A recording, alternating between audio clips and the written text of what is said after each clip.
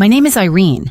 I am 65 years old, a widow, and the owner of a villa that has been the heart of my life for decades. For most of my years, I lived quietly, raising my only son, Thomas, and building a life of dignity. I never imagined that on his wedding day, in front of 100 guests, he would demand the keys to that very villa, as though it were nothing more than a trophy to be handed over. The hall shimmered with flowers and crystal chandeliers, the music swelling as if to honor not just a marriage, but a kingdom. I stood in my modest lavender dress, a simple string of pearls around my neck, watching my son take his vows. Pride battled with unease in my chest. Then the moment came, unexpected, brutal.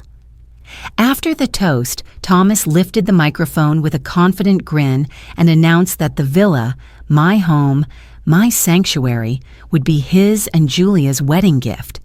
Gasps filled the air. The guests turned toward me, some already clapping as if my consent had been guaranteed. I felt the weight of 100 eyes pressing down. Julia, in her lace gown, pressed her palms together as though in humble gratitude, but I could see the gleam of triumph in her eyes. I did not clap. I did not smile. My fingers tightened around the stem of the glass I held, the cool surface grounding me. For a moment, my mind reeled back to the years when Thomas had promised to protect me, to stand by my side. But those years seemed to have dissolved in the shine of ambition and the whispers of a family that had never truly welcomed me. I stepped forward slowly. The hall quieted, waiting for me to confirm what Thomas had declared. My voice did not rise, it did not falter. "No," I said, just one word. The silence that followed was heavier than stone. Julia's painted smile wavered, and then, as if on cue, tears welled up in her eyes. She clutched Thomas's arm, whispering something that the crowd could not hear, but that sent him into a blaze of indignation. He turned on me with a sharpness I had never seen in his eyes before. "You would humiliate me here, in front of everyone? On my wedding day?" His voice rang across the hall. He shook his head as though I were some stranger who had betrayed him. "You're selfish, Mother. You've always been small. That villa should be ours. You should be honored to give it to us." I stood in front of the guests, feeling their judgment slicing through me. Some whispered, some frowned, others looked away. My cheeks burned, not from shame, but from the cruelty of hearing my son treat me like a beggar rather than the woman who had given him everything. Julia's tears ran down, leaving trails across her flawless makeup. She turned toward the guests and murmured through sobs, I never thought his own mother would ruin his happiness like this." She buried her face against his shoulder, a perfect picture of injured innocence. The hall shifted. Sympathy for her, scorn for me. I could not stay in that place any longer. My heart pounded, but my spine remained straight. Without a word, I placed the glass back on the table and walked toward the exit. Each step echoed against the polished floor, a drumbeat of defiance. People parted in silence, their stares heavy, but no one dared to stop me. At the doorway, I reached into my small purse, pulled out my phone, and dialed a single number. My voice was low, calm, almost colder than the air-conditioned hall I had just left behind. "It's time," I whispered. No one outside the room knew whom I had called. No one understood why I left with such quiet certainty. But I did. An hour later, when a man none of them expected would walk into that glittering hall, they would understand why I refused to bow. They would see my son's jaw drop, his certainty crumble, his world turn upside down. For years I had lived as though invisible, dismissed as just an old woman clinging to her memories. That day, standing at the edge of his wedding, I realized invisibility could be power. I could be silent, but I would not be erased. I still remember the look in Thomas's eyes when he tried to shame me in front of those guests. He thought he had won. He thought the weight of 100 witnesses would crush me into surrender. Instead, it only clarified what I must do. Life has a way of cornering us, making us feel that our only choices are silence or humiliation. But there is always another path, the one where silence is not weakness, but a weapon held close until the right moment. I took that path, and as the music inside swelled again, as laughter resumed without me, I stepped into the quiet of the evening, the phone still warm in my hand. My story did not end there. In truth, it had only begun. So stay with me. You may think you know how a mother's love should play out, how loyalty should bind tighter than any rope. But sometimes, love must be tested, dignity must be chosen, and justice must arrive in silence. If you've ever faced betrayal in the place you least expected, if you've ever felt invisible when you knew your worth, then this story will speak to you. And while you listen, I invite you to join me. Share your thoughts. Share where you're listening from. Your presence here is what turns these memories into something larger. A reminder that none of us walks through betrayal alone, and none of us is too old to begin again. That night, at my son's wedding, I walked away with nothing but my dignity, a phone in my hand, and a secret yet to be revealed. And when the man I had called stepped into that hall, silence fell heavier than before. The story of how it unfolded is what I will tell you now. The morning of my son's wedding began with a thin layer of mist hanging over the villa's garden. Sunlight fought to break through the haze, scattering across the roses I had tended with my own hands for so many years. I woke early, not from excitement, but from habit. Years of living alone had taught me to rise before the world stirred. Yet that morning, even the air felt different, weighted with an unease that I couldn't quite shake. I slipped into a simple dress of pale blue and fastened my late husband's wedding band around my neck, where I had kept it since his passing. It was my quiet shield, a reminder that love had once been real, pure, and protective. When I entered the kitchen, I found Helen already there, her figure tall and composed, draped in a silk robe as though the villa belonged to her. She glanced at me, eyes sharp and dismissive, before returning to her coffee. "You should be grateful, Irene," she said, her voice as smooth as marble. "Today your son begins a new chapter. This villa will no longer be so empty." Her words were sweetened with poison. I knew the meaning beneath them. To her, I was an old relic, a wallet in human form, useful only for the property she coveted. I poured myself tea, refusing to rise to her bait. Silence, I had learned, was my greatest defense, but silence also cuts. Victor soon joined her, his presence filling the room with a kind of self-importance that clung to him like his tailored suit. He kissed Helen's cheek and barely nodded at me, as though I were a servant in my own home. "Everything must be perfect today," he said. "Appearances matter. This family must shine." A villa like this makes a statement I knew then, that the villa was not simply a home in their eyes. It was a jewel, a stage, a tool to reinforce their status. To them, I was invisible unless I handed over what they desired. I stirred my tea slowly, watching the steam curl, and wondered how my son had fallen so deep into their world of appearances and ambition. Julia floated into the room shortly after, radiant even in her dressing gown, her hair pinned with delicate pearls. She slipped her arm through her mother's and kissed her father's cheek before giving me a smile too polished to be genuine. "Good morning, Irene," she said sweetly, placing extra emphasis on my name as though it were a formal address, not family. "I hope you're ready. Today will be unforgettable." Her eyes glittered, and though her lips curved upward, there was no warmth. She wanted me to feel small, to sense that I was on the outside of their circle. And I did. The house was soon bustling with activity.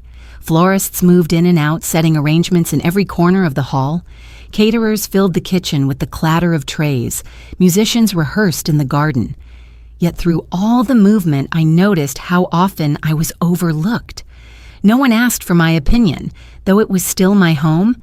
No one acknowledged that every rose in the garden had grown under my care, that the walls held my laughter, my sorrow, my history. To them, the villa had already shifted ownership in spirit, if not in law.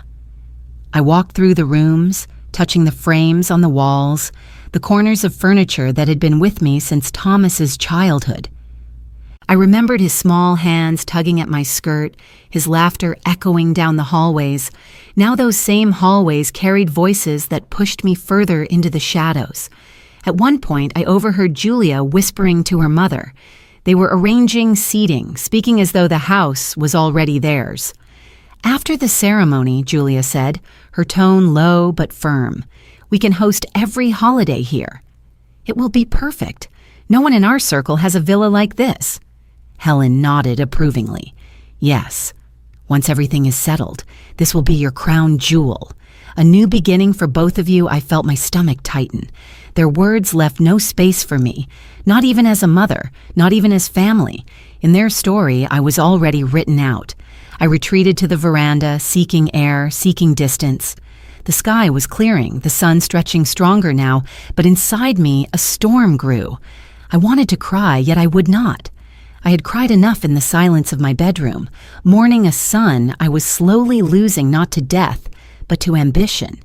Out there, beyond the mist, I promised myself that if they wished to see me as invisible, I would learn how to use invisibility to my advantage. Guests began to arrive hours later, dressed in their finery, their laughter carrying across the lawn. Some greeted me with polite smiles, but most rushed to embrace Helen and Victor, praising the splendor of the setting as though they were the hosts. I stood by an ornament in the corner, my presence unnoticed, my contributions unspoken. A few whispered near me, "She must be proud," but their tone was perfunctory, their eyes already drifting toward Julia in her gown. I kept my hands folded in front of me, hiding the tremor that threatened to betray my calm.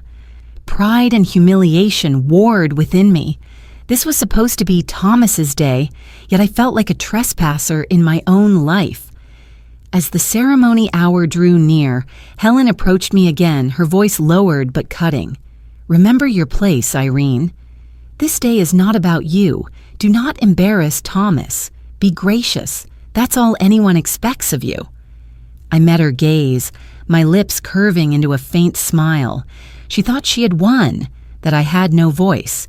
But deep inside, I was already preparing for the moment when silence would not be weakness, but strength. The morning carried on with its rehearsed elegance. Musicians tuned their strings, photographers adjusted their lenses, and Julia glided through it all as though she had been born to play this role. I followed quietly, invisible in their eyes, but every word, every glance, every dismissal settled into my memory. By the time the sun climbed high and the mist had long burned away, the villa had transformed into a stage set for a spectacle. To them, I was merely a shadow at the edge of the frame. Yet shadows can linger, and sometimes they hold more power than the light. I took one last look at the garden before the ceremony began, breathing in the scent of roses and the memory of the life I had built. Whatever the day would bring, I knew I could not allow myself to be erased. They might see me as invisible, but invisibility has a way of watching, waiting, and choosing its moment. That was the morning of my son's wedding, the morning I realized I no longer belonged in their story. But I also knew the day would not end the way they expected. I used to know my son by the rhythm of his footsteps. As a boy, Thomas ran toward me, quick taps through the hallway, always carrying a question or a joke. The first time his steps slowed and grew careful, I felt the change before I understood it. He came home from college with a new haircut and a fresh poise, the kind that enters a room a second before the person does. Years earlier, on the night of his father's funeral, we stood at the kitchen sink with the water running and the dishes abandoned. Thomas squeezed my hand and said, "I'll protect you, Mom." I kept that promise close, a small warm stone in my pocket, something to hold when the house felt too wide for one set of footsteps. I believed him because he had always been the boy who held doors without being asked. He returned one afternoon in late spring with Julia. The hydrangeas were the color of the sky, and light fell across the foyer like a silk scarf. Julia turned in a slow circle and said, "This place is a dream," and the word place lodged itself between us. I brought out lemon bars because Thomas loved them as a child. He told the story about school trips and sticky napkins. Julia laughed and touched his sleeve. They were beautiful together, and beauty can be blinding when you want so badly to keep believing. The new vocabulary arrived in winter. He asked me to consider downsizing for ease, to travel while you can, to see how the villa might serve a bigger purpose. When I asked whose purpose, he sighed and said I worried too much. He claimed the house felt heavy for one person. I told him a house is heavy only when love has been packed out of it. Calls turned into texts. "Can I call you later? Running into a meeting? Love you." He measured visits in half hours and sat forward on chairs like a man already leaving. I learned to let him go first so I wouldn't have to watch him choose the door. Distance does not always arrive as absence. Sometimes it sits beside you and pretends to be busy. Helen and Victor slipped into our lives with polished smiles and practiced warmth. She brought lilies that smelled like ceremony and complimented my table while suggesting a decorator to modernize the rooms. He admired the woodwork and asked easy questions about insurance, taxes, and casually, market timing. Thomas watched them like a student studying fluent speakers. There were still flashes of the boy I raised. He fixed a leaky faucet and laughed when the spray hit his shirt, and for a heartbeat I saw the child who apologized to the chair after bumping it. On his birthday, I baked cinnamon bread and left it at his apartment with a ribbon and a note. He texted a heart and sent a picture of Julia holding a slice on the blue heirloom plate his father and I bought our first year. The more they visited, the more they looked past me and into the rooms. Julia planned photographs from the staircase, brunches on the terrace, holidays that somehow made me an optional guest. Thomas began saying when he spoke about the house. We could open the parlor. We could host your friends. They'd love it. I reminded him the deed carried one name. He laughed softly, as though I had told a quaint story from another time. We argued once, softly. He said the villa was impractical. That sentimentality costs more than it pays. I said memory is the mortar that keeps a life from collapsing. He said I deserved rest. I said I would rest when I chose. He held me longer than usual, and still I felt the cold line of distance draw itself between us like chalk. Sometimes we walked the garden and I named the landmarks. This is the oak you climbed until your knees were green. This is the bench where you read your first novel alone. He smiled and said he remembered, but his eyes drifted to the gate and the road beyond it.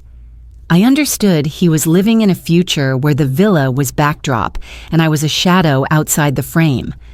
A breeze lifted the rose leaves and made a soft applause, as if the garden itself remembered who had tended it through every season. When the engagement was announced, he called sounding breathless and young again. He said they wanted something timeless. He did not ask where it should be, he assumed. I said yes because no felt like locking myself out of whatever part of his life still included me. On the morning of the wedding, I fastened my husband's ring onto the chain at my throat and repeated Thomas's words into the quiet kitchen. "I'll protect you, Mom." I did not say it to remind him. I said it to remind myself that once, love spoke in complete sentences. If that language had changed, then I would learn a new one. The kettle clicked off. A beam of sun slid across the floor. I breathed in and stood taller than my doubts. That day, I would not chase his footsteps down halls that no longer echoed my name.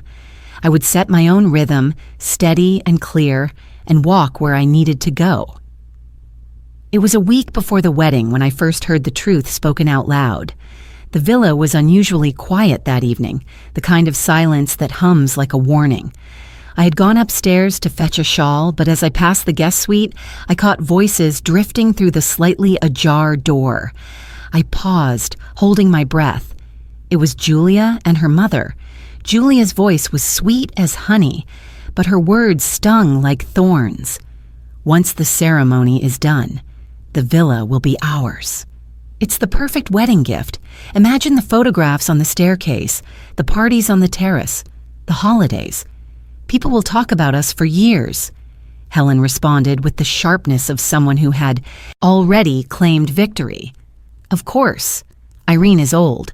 She has no use for such a property. She'll hand it over because Thomas will insist he is her only son. She won't risk embarrassing him in front of everyone. I gripped the banister, the wood pressing into my palm as their voices seeped into me like poison. My heart pounded, not because I was surprised by their greed, but because they said it so casually, as though my life, my memories, and my dignity were mere trinkets. Julia laughed, a light and tinkling sound, but it carried cruelty. Thomas already agreed. He understands that to build a future with me, we need the villa as our foundation. This place is more than walls. It's the start of everything. With it, we can step into society properly. People will envy us. Helen lowered her tone, though I could still catch every syllable. Victor will be pleased. The villa is not just a house. It's leverage. When your father-in-law hosts his colleagues, this setting will remind them of his influence. And once the deed is secured, Irene won't even have to be mentioned. The words sliced me open. Not even mentioned. They planned to erase me as though I had never existed, as though I were a temporary obstacle standing in the way of their polished lives. My breath caught in my throat. For a moment I considered barging in, confronting them, but I stopped myself. Anger would only feed their narrative. Instead, I withdrew silently, retreating down the hallway until their voices faded behind the closed door. That night, I lay awake staring at the ceiling. I remembered painting those walls with my husband, remembered the smell of fresh plaster, remembered our laughter as we argued over curtain colors. The villa was never a crown jewel to be flaunted. It was our sanctuary. Every stone carried the weight of our marriage, our struggles, our joy. And now it was nothing more than a prize for a bride and her mother. The next morning, Victor joined them at breakfast, and I caught another glimpse of the plan. He unfolded a newspaper with deliberate care, as though the world revolved around his timing. "Everything is arranged," he said smoothly. "At the reception, Thomas will make the announcement. The villa as a wedding gift. The guests will applaud. Irene will have no choice but to nod along. Social pressure is the strongest leash." Helen sipped her coffee and smiled with pride. Julia reached for Thomas's hand and squeezed it.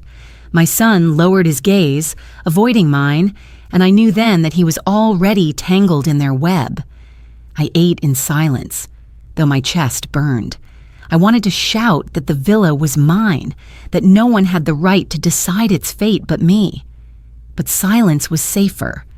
Silence let me think. They saw an old woman too meek to resist, and I allowed them that illusion. It gave me time. Later that day, as I walked through the garden, I overheard Julia speaking to one of her bridesmaids. "It's practically ours already," she whispered. "She'll hand it over when the moment comes. And if she doesn't, well, we'll make sure she's shamed into it." Shame. That was their weapon of choice. They wanted to corner me, to force me into surrender by making resistance look like cruelty.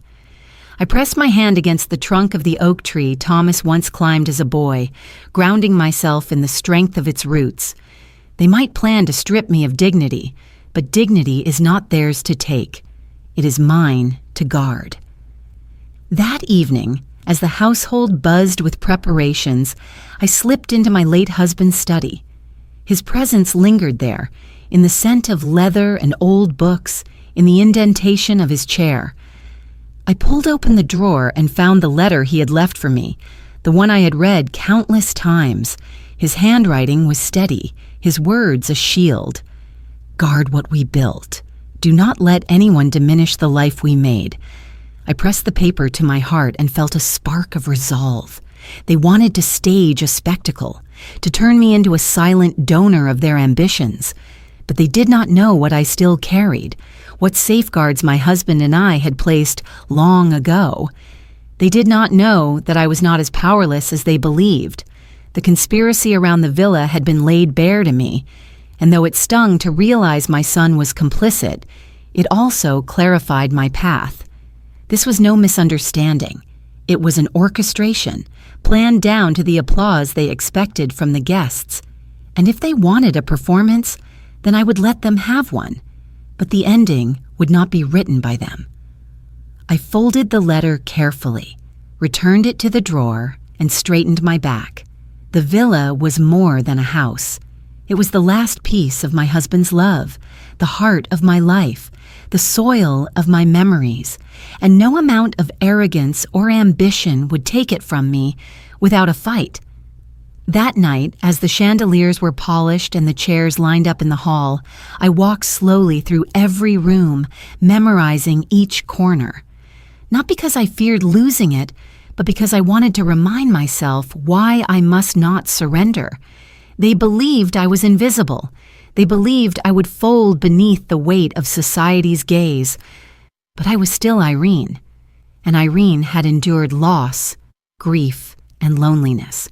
I could endure this too, and emerge stronger. By the time the wedding day arrived, the villa was no longer mine in the eyes of the crowd. The hall had been transformed into a glittering stage with garlands hanging from the balconies, champagne bubbling in tall glasses, and the air buzzing with chatter. Everywhere I turned, I felt the subtle push of exclusion.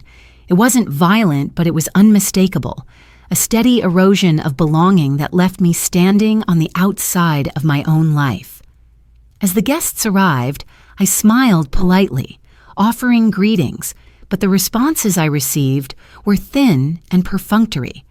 They were quick to move past me, their warmth reserved for Helen and Victor, who stood like monarchs at the entrance, compliments showered upon them. The villa is magnificent. This is the perfect place for such a wedding. Not a word was given to me, the woman who had built and nurtured this home for decades. I became a ghost in the corridors I had painted, in the garden I had watered, in the rooms where I had once heard my son's laughter echo.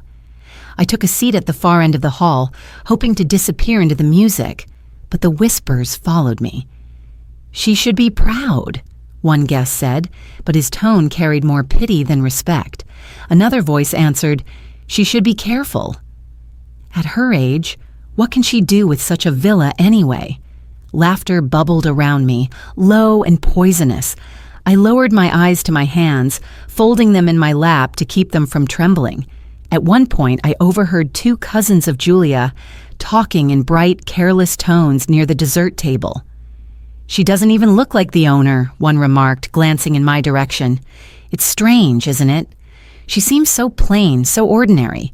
The villa suits Julia and Thomas much better," I pretended not to hear, but the words burned.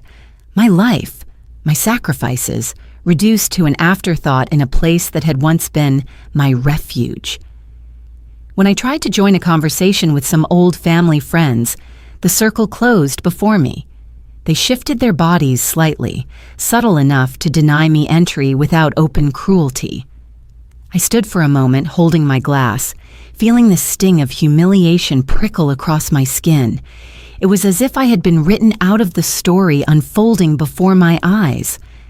I walked toward the garden for air, but even there I could not escape the ridicule. A group of younger guests lingered by the fountain, phones in hand, their laughter carrying across the lawn. "Did you see her dress?" one of them giggled. "It looks like she bought it from a thrift shop." Another chimed in, "Well, maybe she's saving the villa for herself. Can you imagine? What does she even need it for? She's alone." Their words were sharp, and though they tried to muffle their laughter, it rang out clearly. I straightened my shoulders and passed them without comment. I had learned long ago that dignity sometimes means silence, that meeting cruelty with words only feeds its fire. But inside, I felt the tightening grip of isolation. Even the memories of love I once carried with Thomas seemed to fade under the weight of mockery and disregard. Back inside, Helen and Victor basked in admiration. Helen wore a gown that shimmered under the chandelier light, her laughter ringing like silver bells. She touched guests lightly on the arm, weaving them into her circle, making them feel chosen. Victor spoke of politics and business with the ease of a man who believed the world bent to his will. People leaned in, eager to listen, eager to be associated with such confidence. And always, when the villa was mentioned, the credit flowed to them, never to me. Julia drifted among the guests like a vision, her gown trailing behind her, her smile carefully measured. When she spoke of the future, she used the word ours again and again. Our villa. Our new beginning. I heard it enough times that I wondered if she truly believed I had already handed over the keys. The guests applauded her words, clinked their glasses, and turned to look at me with expectant eyes. They wanted me to nod, to validate the fantasy they had all accepted as truth, but I did not nod. I sat in my chair, sipping my drink, allowing their gazes to wash over me like waves crashing against stone. My silence unsettled them. A woman across the table whispered, "Why isn't she saying anything? Why doesn't she just agree?" Another muttered, "She's being difficult." At her age, she should know better. The humiliation was sharp, but beneath it something steadier grew. The more they dismissed me, the more I felt the spark of defiance kindle in my chest. As the music swelled and glasses were raised for yet another toast, I caught sight of Thomas across the room. He was laughing with Julia, his arm wrapped protectively around her waist. When our eyes met for a fraction of a second, I thought I saw hesitation, the shadow of the boy he once was. But then Julia leaned in, whispered something in his ear, and the shadow vanished. He turned away, his laughter louder than before, as though to drown out whatever flicker of doubt had crossed his face. I realized then that I was truly alone in that hall. Not alone in body, but in spirit. Surrounded by 100 people, I had never felt more invisible. They wanted me small, compliant, erased. And for a moment, the weight of their scorn pressed so heavily that I nearly bent beneath it. But I remembered the letter hidden in the drawer upstairs, my husband's words urging me to guard what we had built. I remembered the feel of his ring against my chest, and I remembered that silence is not surrender. It is patience. It is the gathering of strength before the storm. So I sat through their laughter, through their whispers, through their mocking glances. I let them think I was powerless, that they had succeeded in isolating me. They mistook my quiet for defeat, not realizing that quiet can hold the sharpest edge. When the music faded into a softer melody and the lights dimmed slightly, I rose from my chair and walked toward the back of the hall. My heart was heavy, but my steps were firm. They believed they had cornered me, stripped me of worth. What they could not see was that the isolation they forced upon me would become the very foundation of my resolve. That night, beneath the glittering lights and the rustle of silk gowns, I learned the true depth of their contempt. And I also learned that contempt can be the spark that ignites a fire no one expects. The clinking of glasses signaled another round of toasts, and the hall swelled with anticipation. I sat rigid at my table, my hands folded, tightly, bracing myself without knowing why. Then Thomas stood, his shoulders squared, the microphone in his hand catching the glint of the chandelier. The crowd hushed, 100 eyes rising to meet him, their attention fixed as if he were already a man of great importance. "My friends, my family," he began, his voice booming with a confidence that startled me. "Today marks not just the beginning of my life with Julia, but the beginning of something larger, something enduring. His words floated through the air, sweetly rehearsed, practiced to charm. Guests leaned forward eagerly, smiling, nodding, believing they were about to hear a promise of love. He looked at Julia, then at her parents, and finally, deliberately, at me. As a symbol of this new life, my mother has agreed to gift us her villa. This home, rich with history, will now be the foundation of ours. From this day forward, it will belong to Julia and me. The crowd erupted into applause. Glasses were raised. Some guests even whistled in admiration. "What a gesture!" someone exclaimed. "So generous!" The hall vibrated with approval, the sound pressing in on me until my ears rang. I felt the air leave my lungs in one sharp gasp. My hands gripped the edge of the table, my knuckles white. The room blurred for a moment, voices colliding, faces glowing with excitement. But through it all, I saw Thomas's eyes. He didn't look uncertain. He didn't look ashamed. He looked resolute, complicit, as if this had been his plan all along. Julia clasped her hands together and feigned surprise, though her eyes gleamed with triumph. "Oh, Thomas, your mother is too kind," she murmured, her voice carrying just enough for those around her to hear. Tears pooled at the corners of her eyes, shimmering like jewels under the light. She turned toward me, placing her hand delicately over her heart. "Irene, you are the reason we can begin this new chapter. I will honor this villa, as if it were my own family's legacy." The applause grew louder, echoing against the high ceiling. Helen dabbed at her eyes with a silk handkerchief, while Victor lifted his glass as though sealing a pact in front of society. "To Irene," he declared, "to her generosity, her vision, her willingness to ensure her son's success." Another wave of clinking glasses followed. I wanted to speak, but my throat tightened, my words caught between rage and grief. The faces around me glowed with expectation, waiting for my nod, my smile, my surrender. They wanted a performance, and I was meant to play the role of the proud mother giving away her most precious possession. Instead, I stayed seated. My stillness was jarring in that sea of motion. Whispers rose, uncertain at first, then sharper. "Why isn't she standing? Doesn't she agree? Surely she planned this." A ripple of confusion began to spread, but the music swelled again, drowning it out. Thomas stepped down from the dais and approached me, microphone still in hand. He crouched slightly, his face close enough for me to see the sweat at his temples. "Say something, Mother," he urged, his voice low but fierce. "Don't embarrass me now." Everyone is watching embarrass him, as though my silence was the offense, not his betrayal. I searched his face for a glimmer of the boy who once promised to protect me, but all I saw was the hardness of a man, molded by ambition and manipulation. He had chosen his side, and it was not mine. I rose slowly, the chair scraping against the floor. The hall quieted at once, all eyes on me.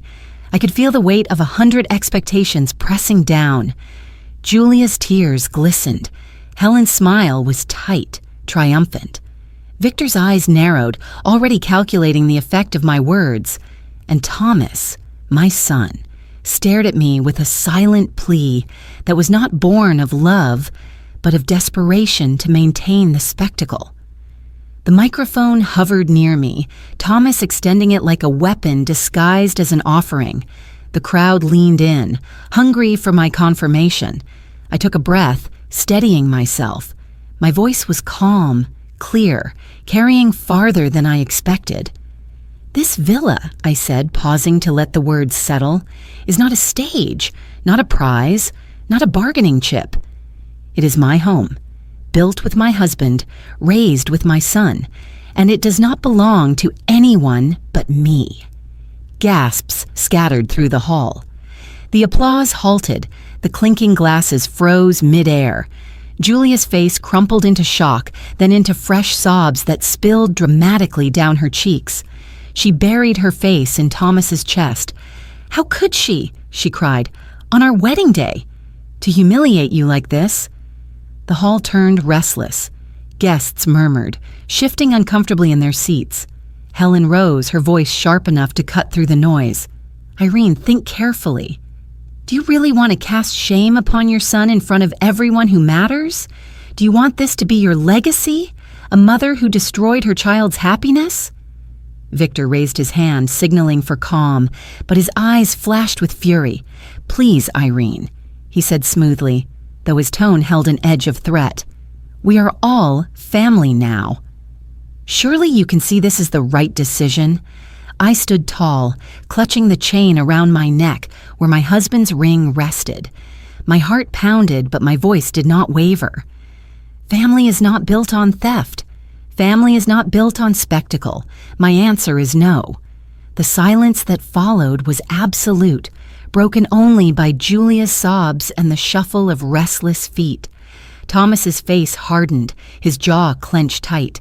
He lifted the microphone again, his voice trembling with rage. "Then you shame me, Mother.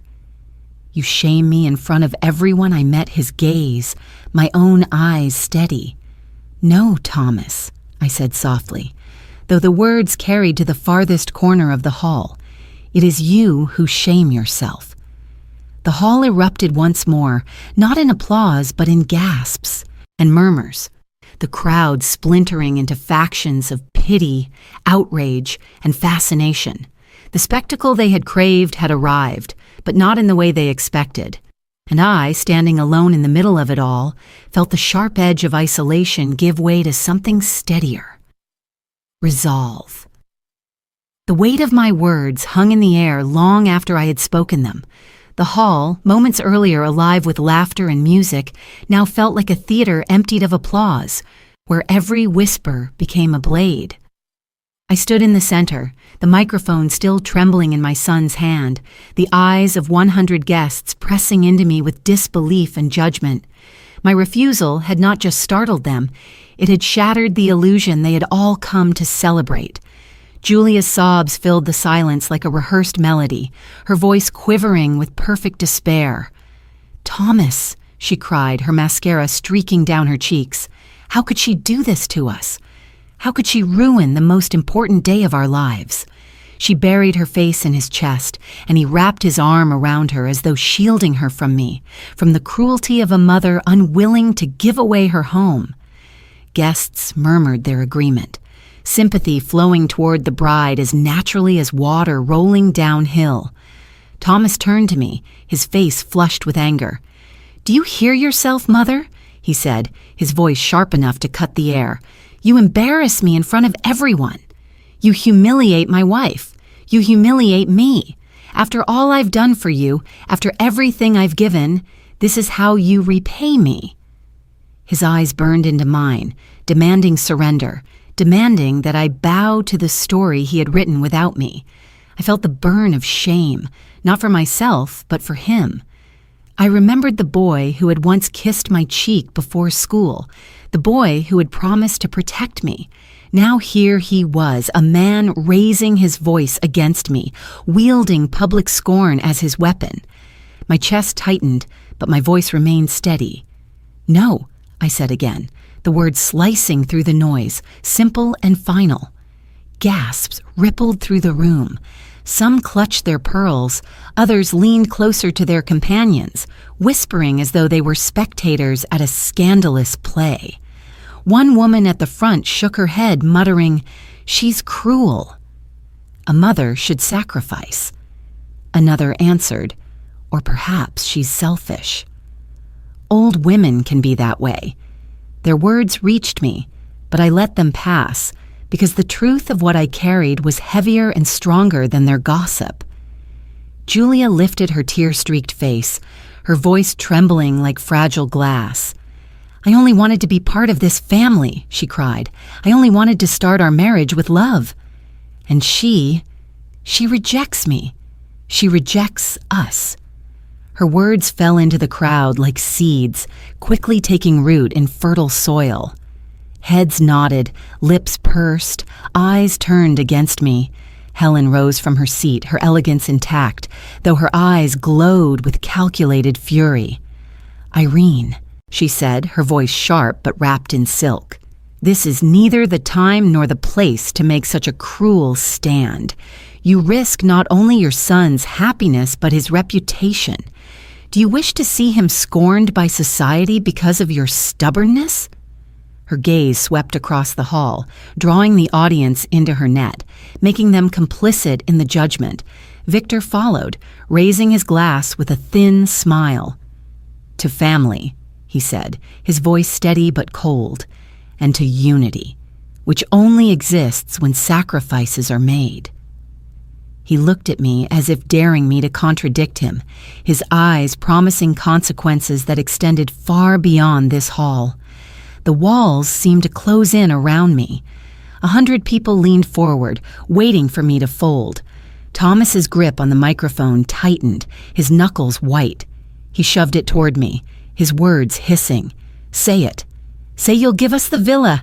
End this foolishness. Don't make me beg you here." His voice cracked on the last word, but not from sorrow. It cracked from rage. I met his eyes and saw no trace of the boy I had raised, only the man shaped by ambition and guided by the hunger of others. My throat tightened, but I swallowed hard and let my voice rise, calm but unyielding. "I will not give you my home. Not now, not ever. This is not a gift to be demanded. This is not yours to take." The silence that followed was raw, broken only by Julia's wails and the shuffle of feet as guests shifted uncomfortably. Some looked away, unable to watch a mother and son stand as adversaries. Others leaned forward eagerly, savoring the drama. My refusal had become their entertainment, but for me, it was survival. Thomas's face darkened. He turned back to the crowd, his voice shaking with fury. Do you see how she treats me? My own mother. She would rather shame me, shame all of us, than show generosity. She has never cared for me the way she pretends. He pointed toward me, his voice rising into a shout. This is the truth of who she is. A murmur of disapproval swept through the hall, directed at me. I could feel the weight of their disdain pressing against my skin, the whispers branding me as cruel, unworthy, selfish. My chest rose and fell, and though my hands trembled, I clasped them tightly in front of me. I would not weep.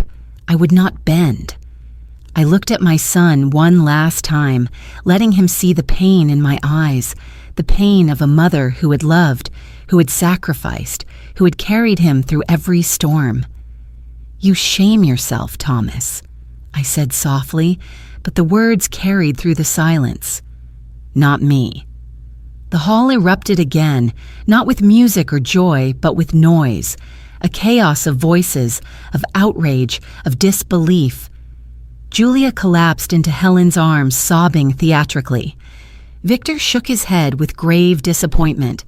Guests whispered furiously, their words slicing through the heavy air, and I stood there, alone but unbroken, the sound of my refusal echoing louder than all their voices combined. The hall pulsed with noise after my refusal, a storm of whispers, disapproving glances, and Julia's cries that rose and fell like a practiced performance. Yet in the center of it all, I felt a strange calm. The shame they tried to drape over me slid off like water from stone. My silence, so often mistaken for weakness, became my shield. I knew if I stayed longer, they would claw at me until there was nothing left but their version of the story. So I chose to leave. I set my glass down carefully, the soft click against the table louder to me than all the chatter. Without a word, I turned from the sea of eyes. My heels tapped against the polished floor as I walked toward the exit. The music faltered, conversations dipped, but no one stopped me. Their voices followed like a tide pulling at my back, accusations, pity, questions. Is she really walking out? She's heartless. Poor Thomas. Every word was a stone, but I carried them with my spine straight. The corridor outside the hall was dimmer, quieter. I could still hear the muffled noise behind me, but each step I took dulled the sound. For the first time that day, I could breathe.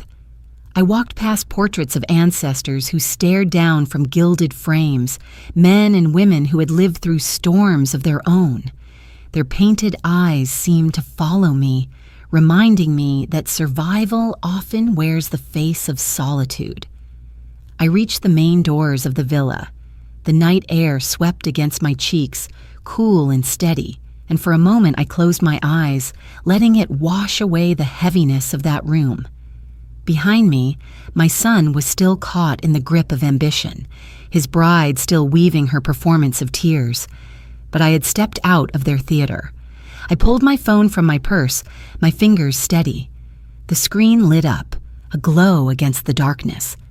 I scrolled to a number saved long ago, one I had never used until this moment. My thumb hovered for only a second before pressing the call. The line rang once. A deep voice answered. I spoke 2 words, no more. Green light. The words tasted both foreign and familiar, like unlocking a door I had kept hidden for years. The voice responded with quiet certainty. Understood. Then the line went dead. I placed the phone back into my purse, my heart beating not with fear but with clarity. My silence inside the hall had been sharp enough to cut, but this silence, the silence of preparation, was sharper still. They believed I walked away defeated. They had no idea that I had just set everything in motion. I lingered for a moment at the edge of the garden, looking out at the roses gleaming pale under the moonlight. This garden had seen my laughter, my tears, my grief. Tonight, it saw my resolve. I touched the ring at my neck, my husband's ring, and whispered under my breath, I will not let them destroy what we built. The roses swayed gently in the breeze, as if they were listening, as if they understood. Inside, I knew Julia would be sobbing louder. Helen would be whispering poison into eager ears. Victor would be calculating every possible angle. And Thomas, my son, would be seething, telling himself I had betrayed him, blind to the truth that he was the one who had turned his back first. I could imagine the scene clearly, the chaos I had left behind, but I refused to return to it. My power now was not in words, but in absence. By leaving the stage, I forced them to perform without me, to stumble without the foundation they thought they had secured. As I walked along the path leading away from the villa, the music from the hall grew faint, replaced by the quiet hum of crickets in the grass. The night sky stretched above me, vast and unbothered by human dramas. I breathed it in, each step grounding me more firmly in my choice. They could try to corner me, shame me, erase me, but the moment I had placed that call, the balance shifted. I reached the iron gates and rested my hand on the cool metal. The guard stood nearby, nodding respectfully. He'd seen me walk through storms before. Tonight was no different. "Ma'am," he said softly, and though he offered no questions, I could sense he understood enough. I nodded back and stepped into the night, leaving the noise behind. Silence followed me, not empty, but full, brimming with all the words I had not spoken. It was the silence of choice, of strategy, of a woman who had endured humiliation but refused to be consumed by it. That silence was sharper than any insult hurled inside the hall. It was a blade I carried close to my chest, hidden but ready. I paused once more, turning back to see the glow of the villa's windows, golden against the dark sky. My son and his new family believed they had won, that I had slunk away in disgrace. They could not see that walking away was not surrender, but preparation. They would learn soon enough. I turned back to the road and walked steadily forward, the ring at my neck cool against my skin, the night air steady in my lungs. My silence was not an end. It was the beginning of a reckoning they would never forget. I walked farther down the road until the sounds of the wedding faded behind me, replaced by the steady hum of cicadas in the grass. The night air was cool, and I pulled my shawl tighter around my shoulders. My phone felt heavier in my purse than it should have, as though it carried not just metal and glass, but the weight of every decision I had avoided for too long. I had already spoken the words, but I knew what they meant. Once set in motion, there was no going back. I paused beneath an old oak tree near the edge of the property. Its branches stretched like arms into the sky, familiar and protective. I had stood under this tree with Thomas when he was small, teaching him to whistle, to skip stones, to imagine futures too bright for him to name. Tonight it bore witness again, though this time to a very different lesson. I opened my purse, pulled out my phone, and stared at the screen. My fingers trembled, not from fear, but from the gravity of what I was about to do. The number was already saved, a simple entry under one name, Caldwell. I pressed the call button. He answered on the first ring. His voice was deep, steady, a presence in itself. "Irene," he said, as though he had been waiting. I did not waste time. "Green light," I told him, my voice low but unwavering. The words echoed between us, simple yet final. There was a pause, a silence that carried its own kind of weight. Then his reply came, calm and certain. "Understood. Everything is in place. I'll be there soon." When the line disconnected, I lowered the phone and held it against my chest for a moment. My heart thudded beneath it, not in panic, but in a rhythm that felt almost like triumph. Caldwell was not just a lawyer. He was a man who had once shared dinners at my table, who had seen my son grow, who had witnessed the quiet strength of my late husband. More importantly, he was a man of power in circles that Helen and Victor believed they controlled. They had underestimated me because I had not shown my hand.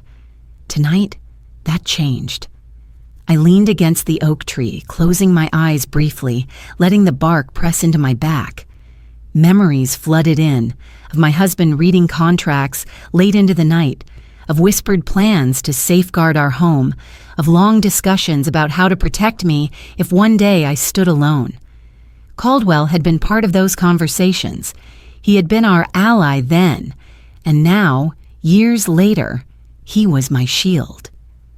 I opened my eyes and looked back at the villa, its windows glowing against the dark sky. I could almost hear the chaos inside, Julia's cries growing louder, Helen spinning her narrative like a spider weaving silk, Victor smoothing everything over with practiced words, and Thomas, my son, his pride bleeding into rage as he tried to hold the evening together. They believed my departure was weakness. They thought I had retreated in shame. They had no idea that with one call, I had summoned the man who carried the keys to their undoing. I began walking again, slowly, each step grounding me in the choice I had made. The gravel crunched beneath my shoes, and with every sound I felt lighter, as though I had set down a burden I had carried for too long. My silence inside that hall had unsettled them. My refusal had enraged them. But it was this call, these two words that would change everything. As I walked, I remembered the last conversation I had with Caldwell in his office months ago. He had leaned back in his chair, his expression thoughtful. "You'll know when it's time," he had said. "It will not be easy, Irene. But when you speak, you must be certain. And when you give me the word, I'll act without hesitation." I had nodded then, unsure of when that moment might come. Tonight, it had. The path curved, leading me past the garden wall where roses climbed and spilled over like cascading fire. I brushed my fingers against the petals, grounding myself in their softness. They had bloomed under my care, as the villa had stood under my guardianship. No matter how loudly others demanded, no matter how theatrically Julia cried, This place was not theirs to claim. It had been secured in ways they could not imagine, and Caldwell held the papers, the signatures, the proof. Soon they would know. The night deepened. A breeze stirred the branches, carrying the faint sound of music from the hall. I pictured the faces inside when Caldwell walked through the doors, his presence commanding silence. He would not need to raise his voice. His authority would speak louder than their arrogance ever could. And Thomas, my son, his jaw would drop when he realized his mother had not come unprepared, that she had allies stronger than his in-laws, that the villa he thought was within his grasp was beyond his reach. I stopped at the edge of the driveway, the gravel giving way to smooth pavement. For a moment, I looked down at my hands, the same hands that had cooked for Thomas, stitched his torn shirts, guided him through school, held him through heartbreaks. These hands had given so much. Tonight they had given nothing away, and for the first time in a long while I felt their strength. I slid the phone back into my purse, adjusted my shawl, and turned once more toward the glow of the villa. Soon I would walk back inside, not alone, but with Caldwell at my side. I could already imagine the silence that would follow his entrance, the way conversations would die mid-sentence, the way faces would pale. My call had set it in motion. The words still lingered on my lips, soft but firm. Green light. I lifted my chin, steadied my breath, and took the first step back toward the hall. When I stepped back toward the hall, the sound of voices reached me before I saw the faces. It was no longer the cheerful chatter of a wedding. It was sharper, fractured, restless. I lingered just outside the doorway, hidden in the shadow of the corridor, and listened to the storm inside. Julia stood at the center of it, her gown gleaming under the chandeliers, her face streaked with tears. She clutched her bouquet as though it were the only thing keeping her from collapsing. Her sobs were loud enough to echo against the walls, each one drawing fresh sympathy from the crowd. "I never wanted any of this," she cried. "I just wanted love. I just wanted family." But how can a marriage begin when his own mother humiliates us like this? Her words spilled like poisoned honey, pulling hearts to her side, painting me as the villain before I even returned. Helen stood close behind her daughter, calm but purposeful, her voice low yet cutting through the room like a blade. "Do not judge Julia too harshly," she said to the guests. "She is young, innocent, and undeserving of such cruelty." This was supposed to be her happiest day, but instead she is shamed in front of you all. What kind of mother chooses pride over her son's future? The words found their mark. The guests shifted in their seats, whispering in clusters. Some nodded, some frowned, some looked toward Thomas, who stood stiff and pale beside his bride. He kept his hand on her shoulder, squeezing it as though rehearsed, but his jaw was set, his expression stormy. He was torn between anger and the faint shadow of doubt, though the anger always won. Victor, ever the politician, rose from his seat with a carefully measured smile. He raised his hands for silence, his presence commanding the room with ease. "Please, friends, let us not forget why we are here. Tonight is about love, about unity. Yes, there has been misunderstanding, but family always finds a way. Irene is a complicated woman, perhaps overwhelmed, perhaps unwell. We must forgive her." His words were not generous, they were strategic, shaping the story so that my defiance became weakness, an ailment to be pitied.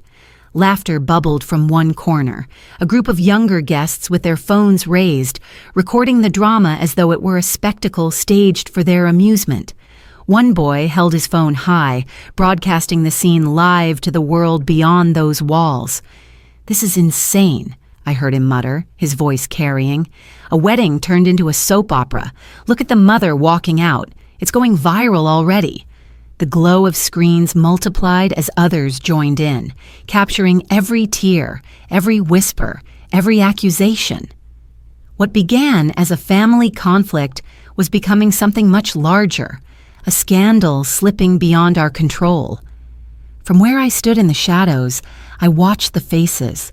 Some guests whispered that I was selfish, that I had ruined my son's future. Others leaned close to each other, voices low but audible. Perhaps she is right. That villa is hers. Why should she give it away like a party favor? The room was no longer united in judgment. Lines were forming, unseen but unmistakable, dividing those who believed the story Julia and her parents spun, and those who began to question it. Thomas finally stepped forward, his voice breaking through the din. "Enough," he said, though the room did not quiet as much as he hoped. He gripped the microphone again, his knuckles white, his expression strained. "This is still my wedding. This is still our day. My mother may have chosen to humiliate us, but I will not let her ruin everything." His words trembled with fury, but also with fear. The fear of losing control in front of the very people he wanted to impress. Julia clung to his arm, weeping harder, her cries theatrical. "Please, Thomas, don't let her destroy us. Don't let her take away our beginning." Her voice cracked in perfect rhythm with the murmurs of sympathy that spread across the hall. Helen wrapped an arm around her daughter's shoulders, glaring toward the door where she must have sensed I lingered, her eyes glittering with disdain. The noise swelled again, a storm of voices, of opinions, of judgment. The music had stopped. The dance floor remained empty, the air thick with something heavier than celebration. Even the waiters carrying trays hesitated, unsure if they should serve champagne to a room so poisoned with tension. I stood very still, letting it all unfold without my presence. They thought I had abandoned the hall, but in truth, I watched them expose themselves. Julia's sobs were too practiced, Helen's speeches too polished, Victor's calm too rehearsed. The performance was unraveling, and the crowd could see the seams. The young guests' livestream only magnified it, capturing every insincere glance, every forced tear, every calculating smile. As I watched, I realized something important. I did not need to speak again. They were undoing themselves without my help. Their hunger for the villa, their eagerness to frame me as cruel, their thirst for applause. It was all spilling out, and the more they reached, the more they revealed their greed.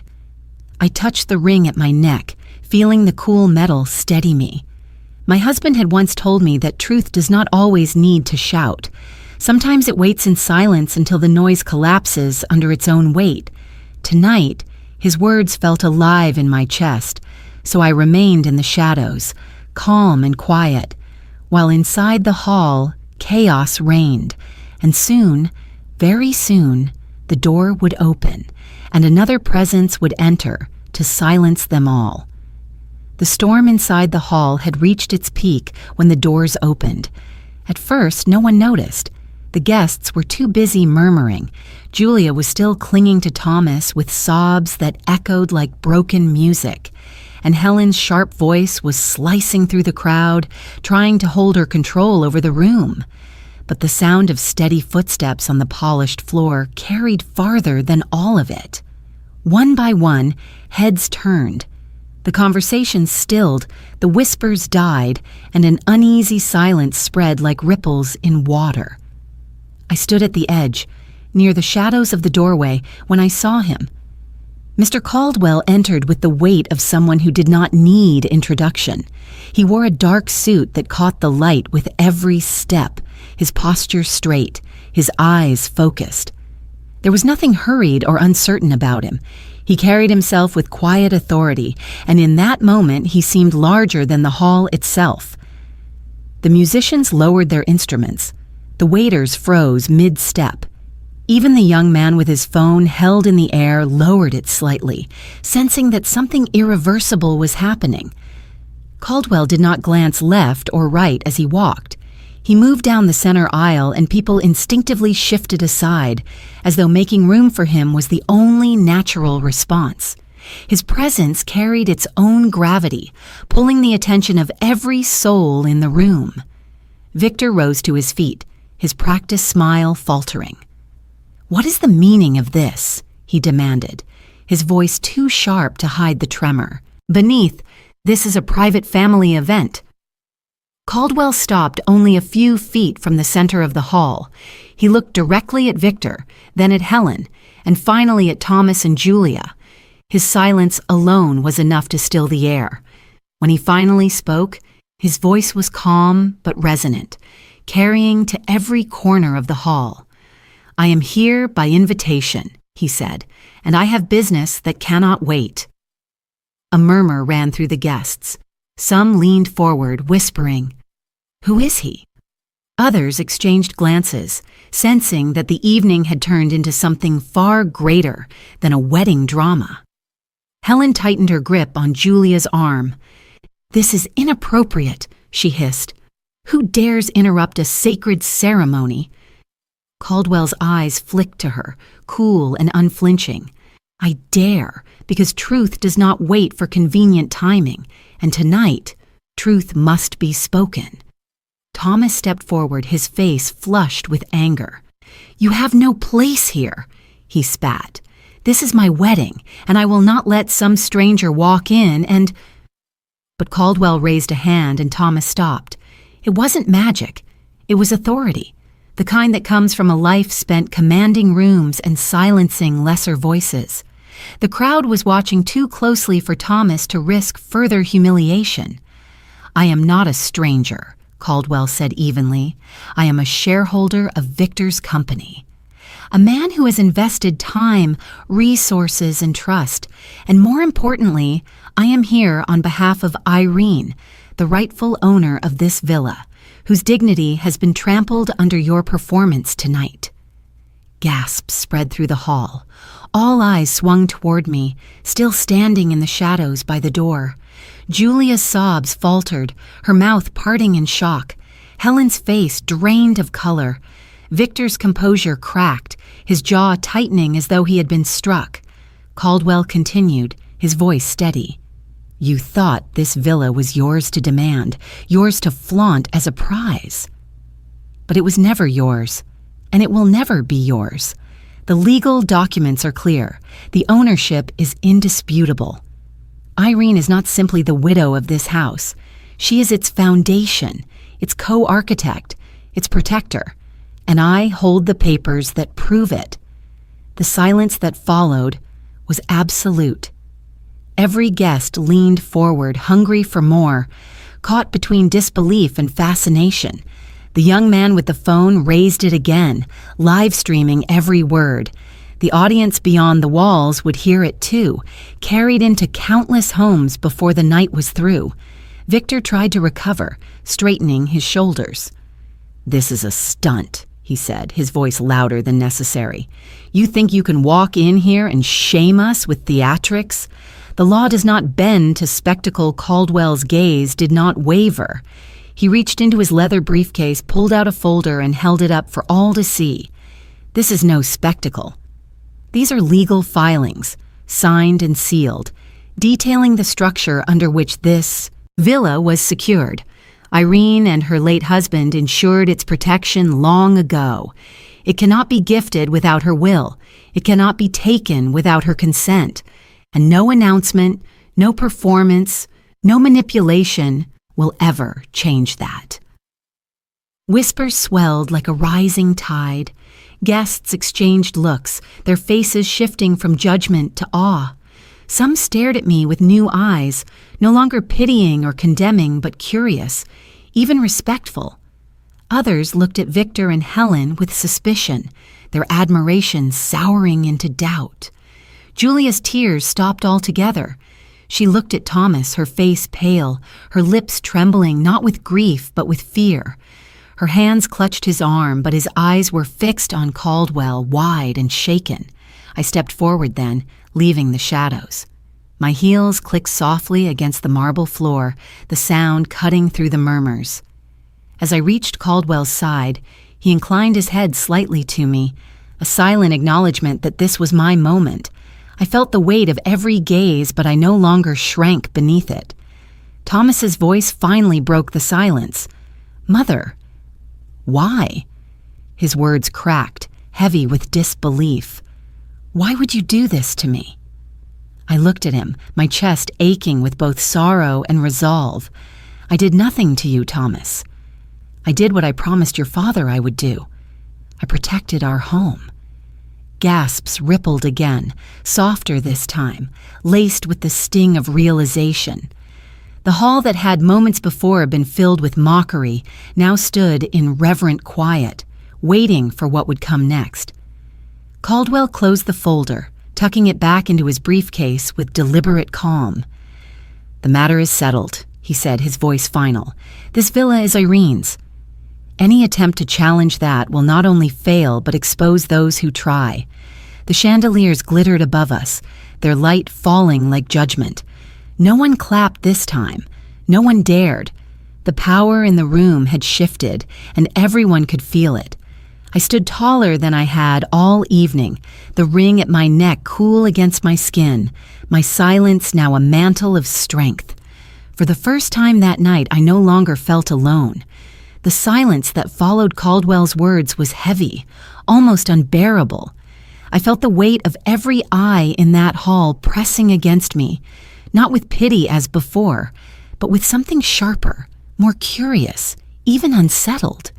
The applause they had once prepared for Thomas's announcement had died on their lips. Instead, the air buzzed with the tension of revelation. Caldwell placed the folder on the table near the center of the room, and its presence was louder than any speech. I stepped forward, my fingers brushing the cool edge of the folder. I lifted it gently, opening it with deliberate calm. My husband's name was there, in careful ink, alongside my own. Decades earlier, when we built our life together, he had insisted that we protect what we created. He had been a man who thought beyond the present, who looked at me and saw not just a wife, but a partner. His foresight had carried us through the years, and tonight it carried me through the storm. I looked at Thomas, whose face was pale, his lips parted, as though he were struggling to find words. "You once promised to protect me," I said softly, but my voice carried to every corner of the hall. "You stood beside me when your father was lowered into the ground, and you swore that no matter what, you would never let me stand alone. Yet tonight, you tried to take from me the one place that still carries his breath, his laughter, his memory. You tried to strip away the last piece of him that remains with me." Julia shifted uneasily beside him, her tears suddenly drying, her hand tightening on his arm. Helen's jaw tightened, though she forced her face into a mask of composure. Victor looked down, his hands clenched on the back of his chair. They all knew the truth could not be argued away. Caldwell's voice rang out again, calm and steady. "What none of you realized is that this villa was never vulnerable to schemes or declarations. Irene is not just the widow of the man who built it. She was the co-founder of the trust that secures it. Legally, she has always been more than its occupant. She is its guardian." He paused, letting the words sink in. Even Thomas himself once signed documents affirming this arrangement, though at the time he did not understand the weight of what he was signing. A collective gasp rippled through the crowd. Heads turned toward my son, whose face reddened with humiliation. His eyes darted back and forth, searching for escape, but there was none. He remembered, as I did, the afternoon years ago when he had scribbled his name on a paper his father had given him, thinking it was a simple acknowledgement of adulthood. He had been proud then, eager to step into responsibility, not realizing he had signed the very protection that now stood against him. I laid the folder down again, pressing my hand lightly against its cover. "This was never about money," I said. "This was never about power. This was about memory, about the life your father and I built, and I will not see it handed over like a prize at a banquet. I am not ashamed to stand alone if it means keeping the promise I made to him." The room had shifted. The judgment that once rained down on me now splintered. Some guests nodded, whispering, "She's right." Others looked away from Helen and Victor, their admiration curdling into suspicion. Even the young man live streaming seemed captivated, his camera steady, his voice caught with awe as he whispered to whoever watched beyond the walls, "The mother's not weak. She's stronger than all of them." Thomas finally spoke, his voice breaking. "You deceived me," he said, anger and shame tangled in his throat. "You let me believe the villa was mine to claim, and all this time you had already locked it away." I looked at him with sorrow that cut deeper than anger. "No, Thomas, I never deceived you. I protected you, just as I protected myself. You were too young to see it then, but I hoped one day you would understand that not everything can be given, and not everything should be taken. Love cannot be built on theft. Family cannot be forged through force."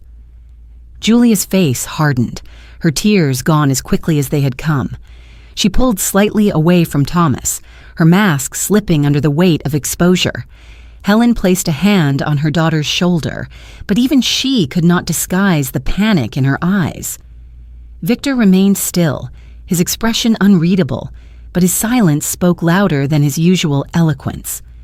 I stood taller, my voice steady, my hands no longer trembling. I may be a widow, but I am not defenseless. I may be older, but I am not irrelevant.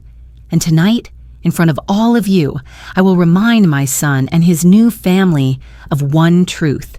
What is mine is not theirs to demand. My home, my dignity, my life. They belong to me, and I will decide what to give and what to keep. The chandeliers above glimmered, casting light across faces now stripped of certainty. The villa itself seemed to breathe with me, its walls no longer a backdrop for their ambition, but a fortress of my resolve. For years they had mistaken my silence for surrender, my patience for weakness.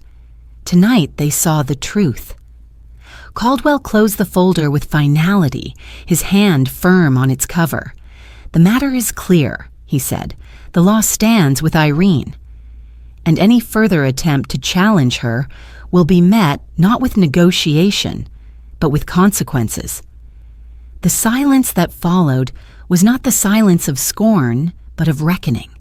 And in that silence I felt my husband's presence, steady and proud. The silence after Caldwell's declaration did not last long. It broke apart like glass under pressure, scattering into frantic murmurs and sharp whispers. Guests who had once clapped for Thomas now avoided his eyes. Faces that had glowed with sympathy for Julia shifted with doubt. A tide was turning, and I could feel it in the air, as certain as the swell of a storm rolling in from the sea. One businessman I recognized, a longtime associate of Victor's, rose from his seat with a stiff expression. He pulled out his phone, scrolling quickly, his brow furrowed. Then, with a shake of his head, he left the hall without a word. Another followed, then another. The exit doors opened and closed with soft thuds, each one like a nail hammered into Victor's carefully crafted reputation. The power he wore like a second skin was slipping away with every retreating back. Helen noticed it too. She leaned toward Victor, her whisper sharp and urgent, but he did not answer. His jaw was clenched tight, his eyes locked on Caldwell. The man who once commanded rooms with his charm now sat cornered, stripped of his authority by the simple weight of truth. His empire was built on perception, and perception was collapsing right in front of him. Julia's mask began to crack. The tears she had so carefully displayed dried on her cheeks, leaving streaks of makeup that no longer looked delicate, but desperate. She clutched Thomas's arm, her nails digging into his sleeve. "Do something," she hissed, her voice carrying enough for those nearby to hear. "Don't just stand there. Fix this." But Thomas stood frozen, pale, and shaken. His bravado from earlier had vanished, replaced by a boyish panic he could not disguise. The guests noticed. One whispered, "He didn't even know his mother still owned everything." Another answered, "Imagine marrying into this mess." Laughter, quiet but unmistakable, rippled through the room. Julia's cheeks flushed with humiliation, her eyes darting wildly around the hall as though searching for an escape. The live stream only fed the fire. The young man with the phone grinned as comments flooded his screen. "It's everywhere now," he whispered to his friends. "People are eating this up. The mighty family undone by their own greed." His voice wasn't cruel, just fascinated, like a spectator at a play he hadn't expected to be so riveting. Yet I knew the damage was real. What happened inside that hall was no longer confined to those walls. By morning, it would be headlines, shared videos, whispered rumors in boardrooms and clubs where Victor once held sway. One of Victor's business partners finally stood. "I can't be tied to this," he muttered, not bothering to lower his voice. "I won't risk contracts with someone whose family can't even manage their own wedding without scandal." His words landed heavily, each syllable dragging Victor deeper into ruin. The man walked out, his departure followed by more guests, each exit a visible fracture in the facade. Helen tried once more to rally the room. She lifted her chin, her voice sharp and commanding. "Do not be deceived," she said. "This is an ambush, nothing more. Irene has staged this to shame us. But family, true family, cannot be broken by paperwork." Her attempt at control faltered as the audience shifted uncomfortably. Some shook their heads, others whispered with skepticism. Her power had always been rooted in perception, in convincing others of her superiority. Tonight, that foundation crumbled. Julia's own parents began to falter. Her father avoided eye contact with anyone, his hands trembling slightly as he adjusted his tie. Her mother's defiance looked more brittle with every passing second. Julia herself, once the radiant bride, now looked like a cornered animal. She pulled away from Thomas suddenly, her eyes wild. "I can't do this," she cried, her voice shrill. "I won't be made a fool." She tore the veil from her head, the delicate lace ripping as it caught on her earrings, and hurled it to the floor. Gasps rose around her. Some guests stood, unsure whether to intervene, while others leaned closer, hungry for more. Thomas tried to reach for her hand, but she slapped it away. "You promised me," she screamed. "You told me this villa would be ours, that your mother was nothing but a formality. And now look at us, mocked, disgraced, ruined before we've even begun." Her words echoed off the high ceilings, carrying every ounce of betrayal she now felt. Betrayal not from me, but from the man she had married. The hall erupted into chaos. Guests argued openly, some defending me, others condemning them, many just feeding off the drama like moths to flame. The young man's live stream captured every moment, and I could see him grinning at the flood of reactions scrolling across his screen. What was once a carefully staged celebration had become a public unraveling, a domino line collapsing faster than anyone could stop. I remained still, watching, letting their downfall unfold without interference. For years I had been told silence was weakness, that quiet meant invisibility. But tonight, my silence was power. Every word they spoke, every frantic move they made, only revealed more of their greed, more of their arrogance, more of their lies. Caldwell stood beside me, calm and steady, his presence anchoring the storm. He leaned slightly toward me, his voice low enough for only me to hear. "You don't need to say another word," he said. "They're doing the work for you." And he was right. Victor's reputation cracked with every departing partner. Julia's marriage fractured before it had even begun. Helen's authority collapsed under the weight of her own arrogance. One by one, their carefully arranged dominoes toppled, each fall louder than the last, until the once grand hall was nothing but chaos. I touched the ring at my neck, feeling its weight against my skin. My husband's foresight, Caldwell's loyalty, my own silence. They had brought me to this moment. And as I watched the family who had tried to erase me unravel under the eyes of society, I knew the villa was not just protected. I was. The chaos of the hall still echoed faintly in my ears when I slipped away, leaving Caldwell to manage the storm of questions. I walked through the villa's familiar corridors, the air heavy with memories. My steps carried me to the study, the room that had always belonged more to my husband than to me, though I had kept it untouched after his passing. Tonight, I needed its stillness. Tonight, I needed to face my son without an audience. Thomas found me there not long after. His footsteps were unsteady, and when he pushed the door open, his face was pale, his eyes wild with shame and anger. The proud groom of hours ago was gone. What stood before me was a man stripped of illusions, his voice rough when he spoke. "Why would you do this to me?" "To us?" I sat behind the desk, my hands folded over the worn leather surface. I did not answer immediately. Instead, I opened the drawer and pulled out a faded envelope, its paper yellowed by years. My husband's, handwriting stretched across it steady and familiar. I slid it across the desk toward Thomas. "Because of this," I said. He hesitated before taking it. His hands trembled as he unfolded the paper. His father's words filled the air again, the same words that had steadied me countless times. "Guard what we built. Protect it for yourself and for our son, even if he forgets its value. Remind him that home is not a prize but a legacy." Thomas's eyes flicked over the page, and his lips parted, though no sound came out. His shoulders slumped, and for a moment I thought I saw the boy he had once been, standing in this very room, asking his father questions about the world. But the moment passed, and his anger returned. He crumpled the letter in his fist. "He's not here anymore," he spat. "You are. And you chose to humiliate me."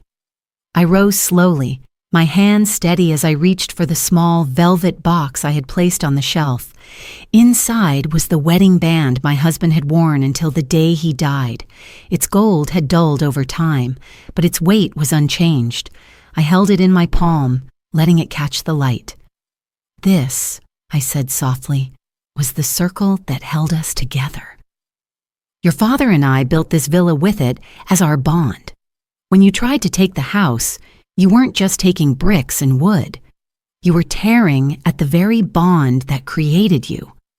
His eyes flickered to the ring, and I saw the conflict in his expression.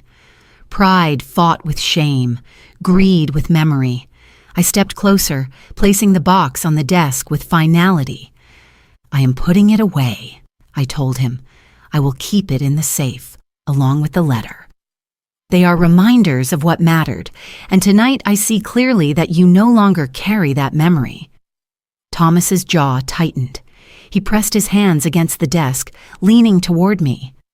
"You're choosing a house over me," he said bitterly. The words pierced me, but I stood firm.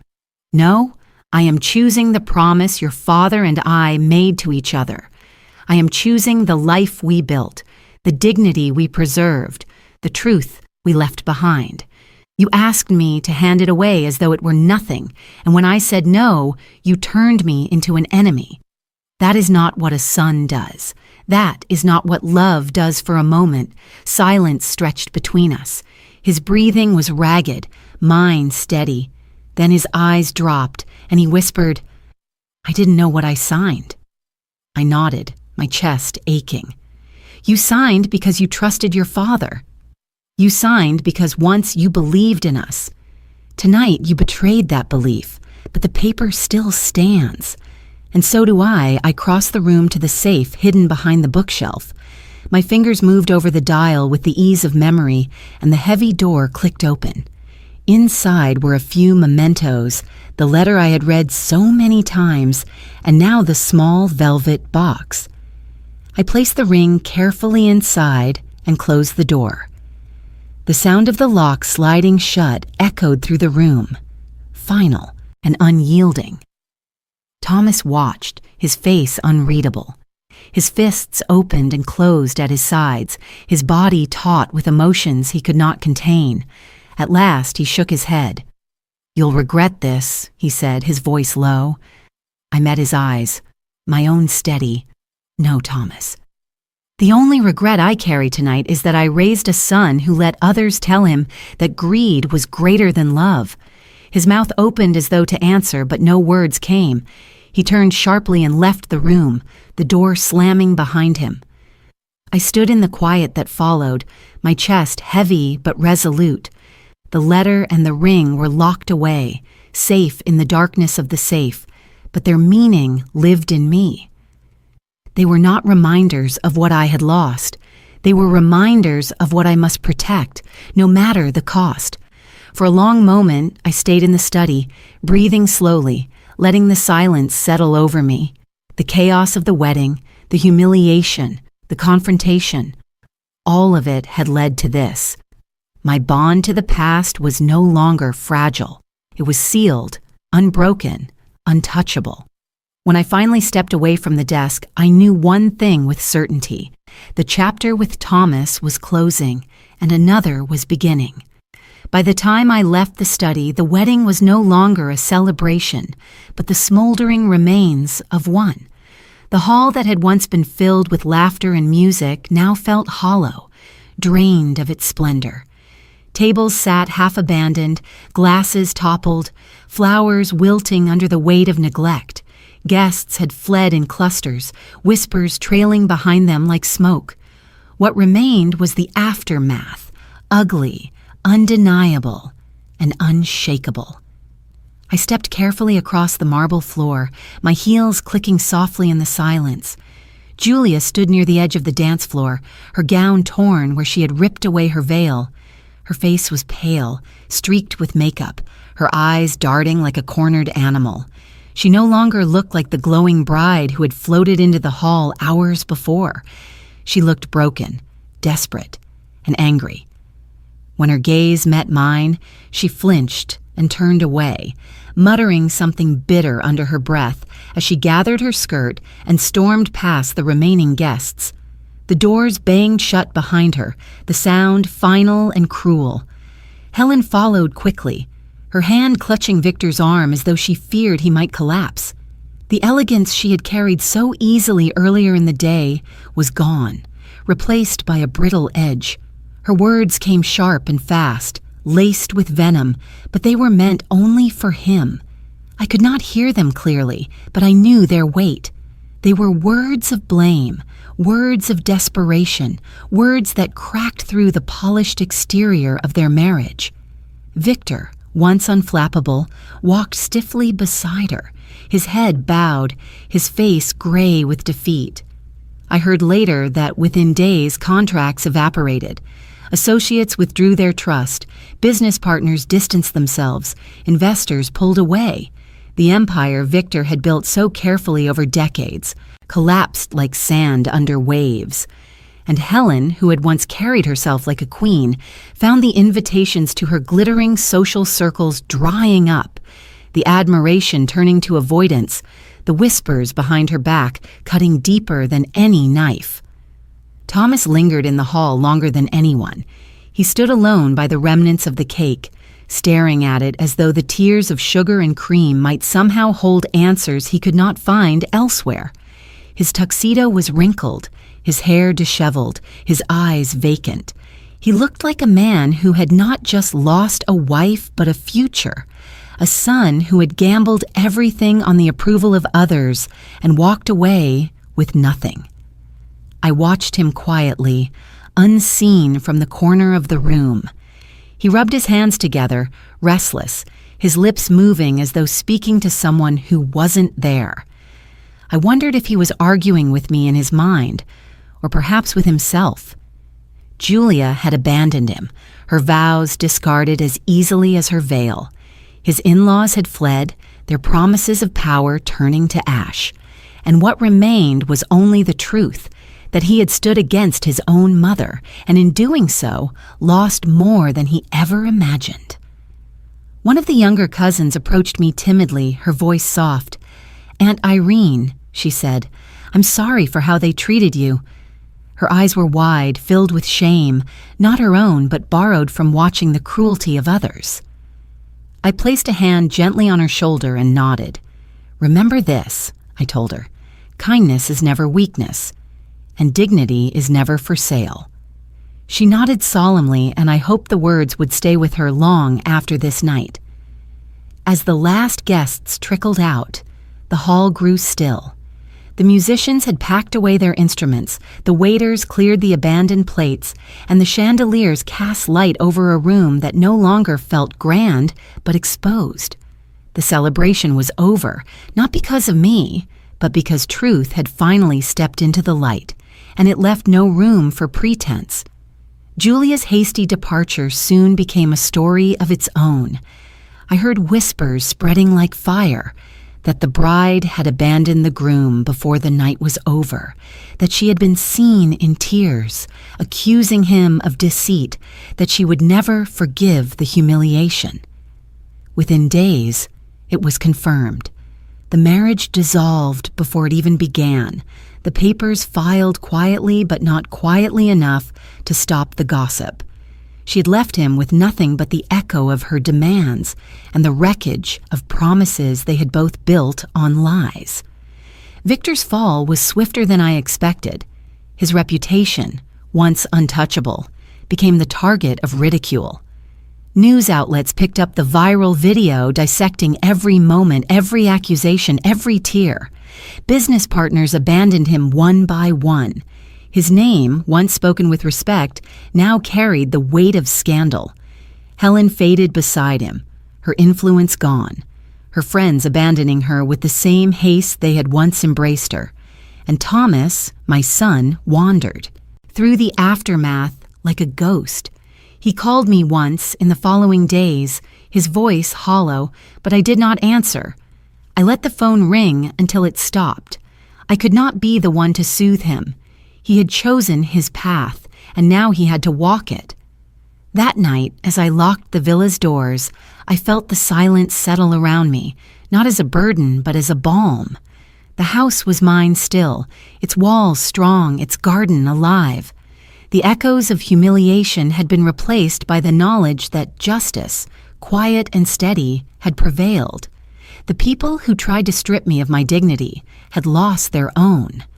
I stood by the window, watching the moonlight spill across the garden, and let out a breath I had held for too many years. The cost had been high, but the outcome was clear. They had underestimated me, and now they had paid the price. The morning after the wedding, the villa felt different. The sun rose quietly over the garden, casting long golden beams across the roses, still damp with dew.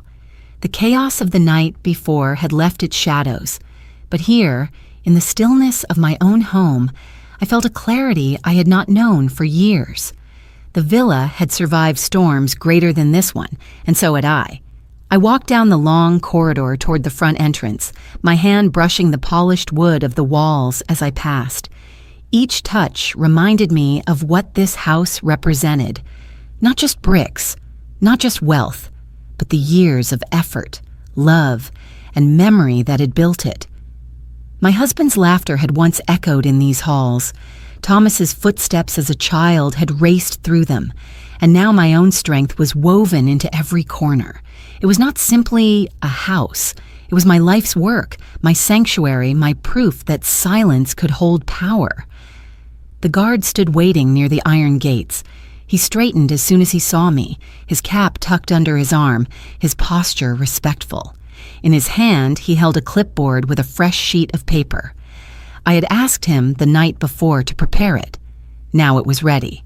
A list of names, carefully written, deliberate, and final. At the top was Thomas. Below it, Julia, then Helen, Victor, and a few others who had proven themselves willing to strip me of everything for their gain. He handed me the clipboard without a word. I scanned the page, my eyes calm, my decision steady. I took the pen he offered and signed my name at the bottom. The ink flowed smoothly, black and unwavering. The moment the pen left the paper, I felt something close inside me, like a door being locked after too many years of standing open. "Keep this list by the gate," I told him quietly. "No exceptions. These names are not to set foot here again." "Yes, ma'am," he said firmly, his voice carrying the weight of loyalty. I stepped forward to the gate, my hand resting on the cool iron bars. The lock hung heavy in my palm, its key already waiting. I turned it slowly, hearing the satisfying click as the mechanism slid into place. Then I pulled the gate closed, the metal groaning softly, and set the bolt across. The sound echoed through the morning air, final and strong. For a moment I stood there, my hand still on the iron, my eyes closed. That gate had always been open to Thomas, to anyone he loved, to the family I had once hoped to embrace. Closing it now was not easy. It was the hardest act I had ever carried out as a mother. But it was necessary.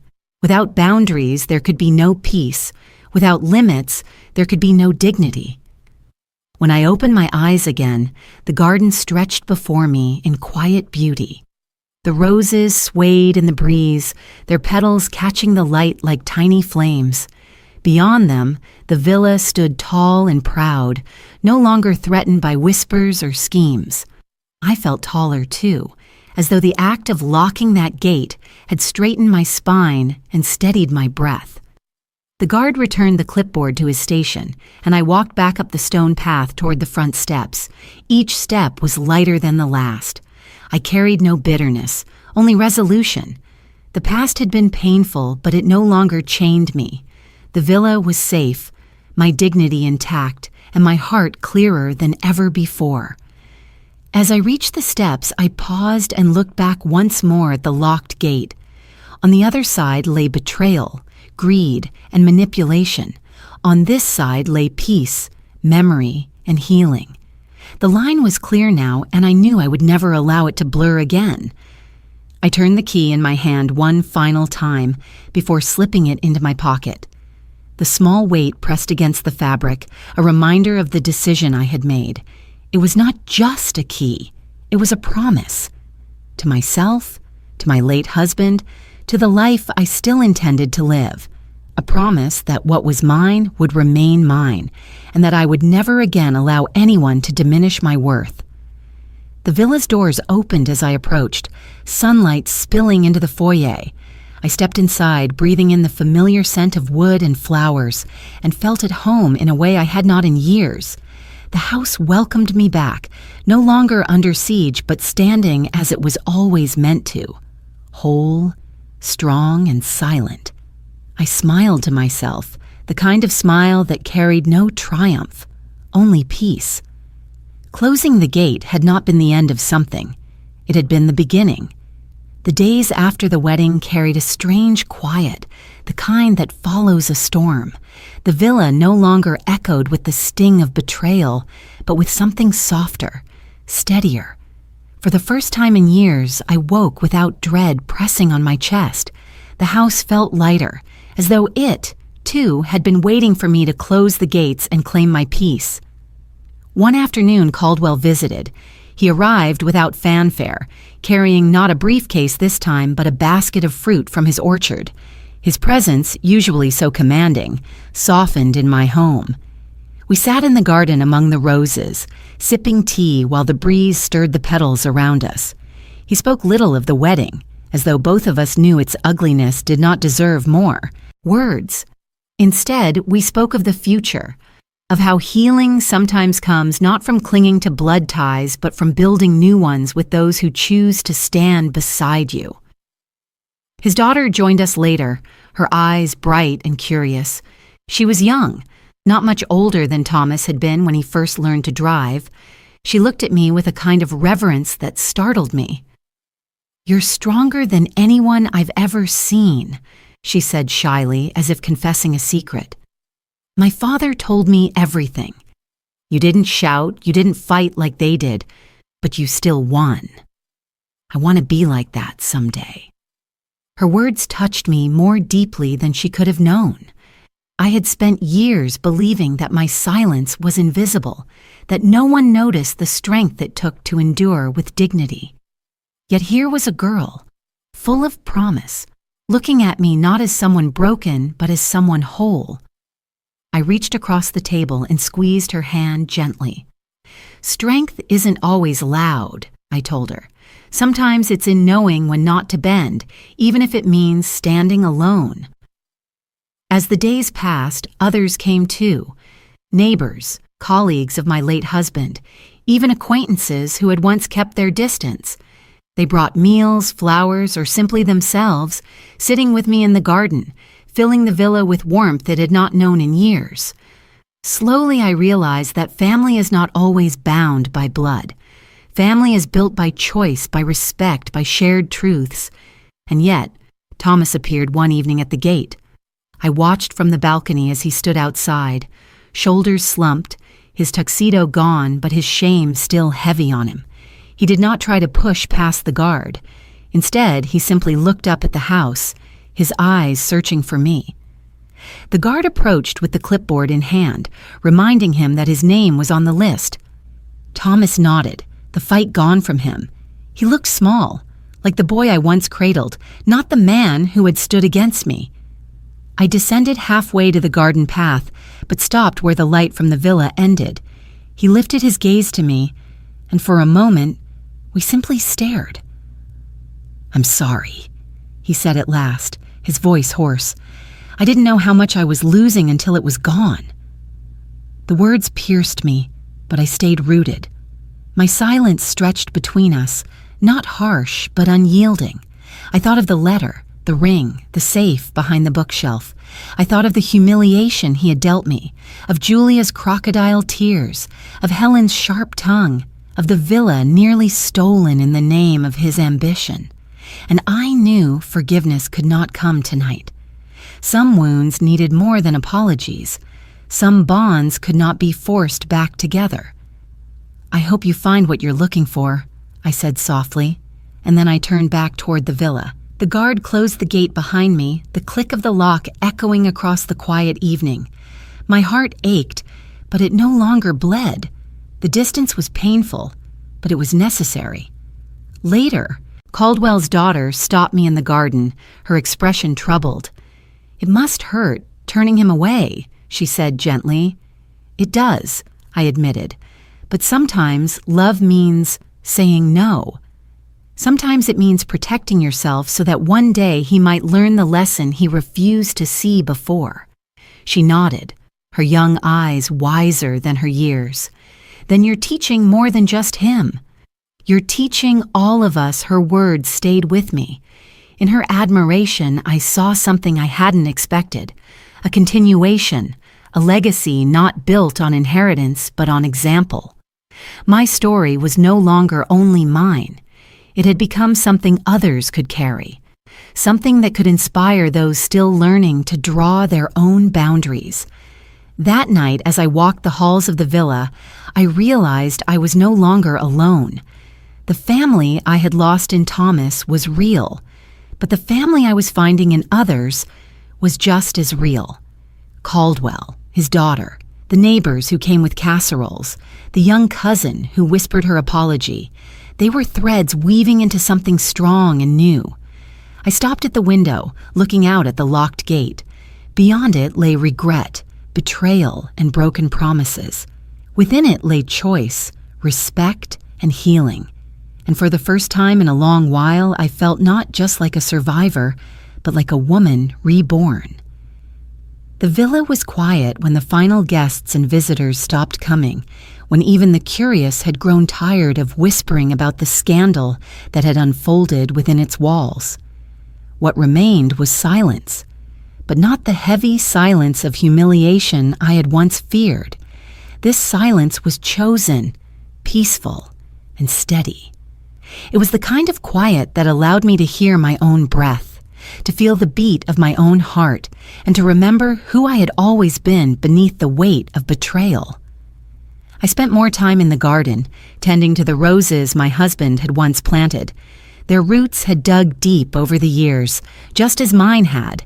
I trimmed their stems, watered their soil, and watched as new buds bloomed even after the storm had passed. They reminded me that life does not end because of broken trust or shattered dreams. It begins again, often in the most unexpected ways.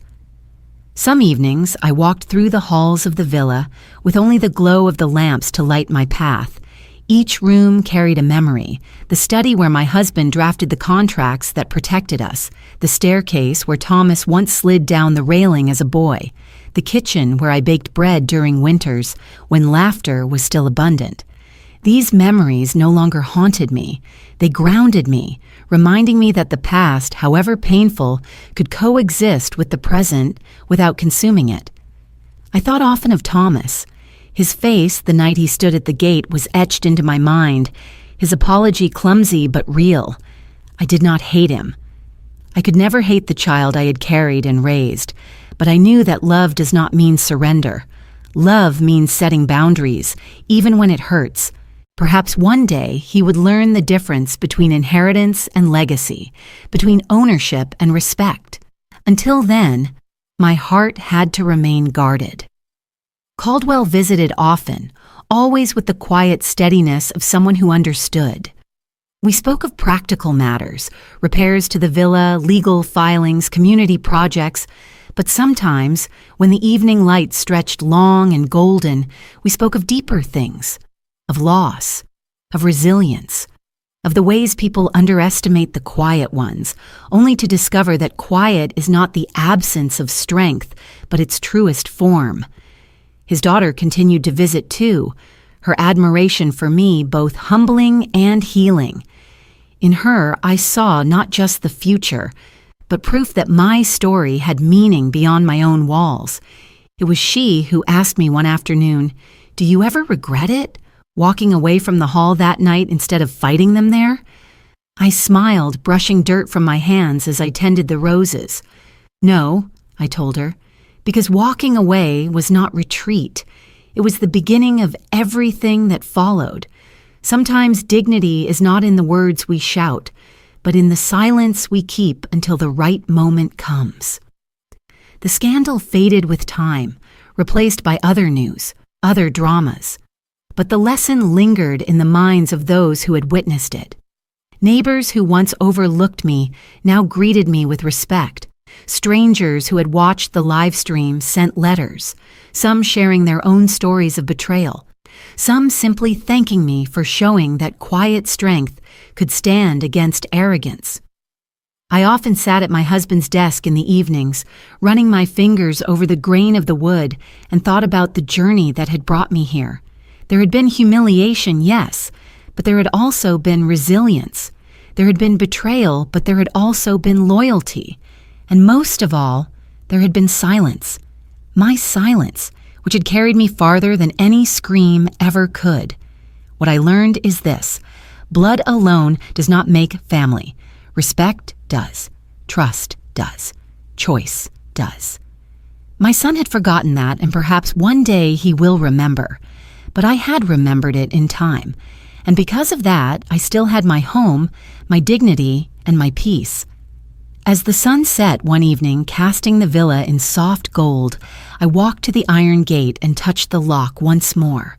It was firm, unyielding, exactly as I needed it to be. Beyond it stretched the world, unpredictable and often cruel. Within it lay my sanctuary, my chosen family, and my new beginning. I did not feel trapped behind the gate. I felt free. I breathed in the scent of roses carried on the breeze and whispered to myself, "Strength is not in holding on to those who betray you. Strength is in letting go and still choosing to live." And with that, I turned back toward the house, the place that would forever hold my story. My silence had not been defeat. It had been my weapon, my shield, and finally, my rebirth.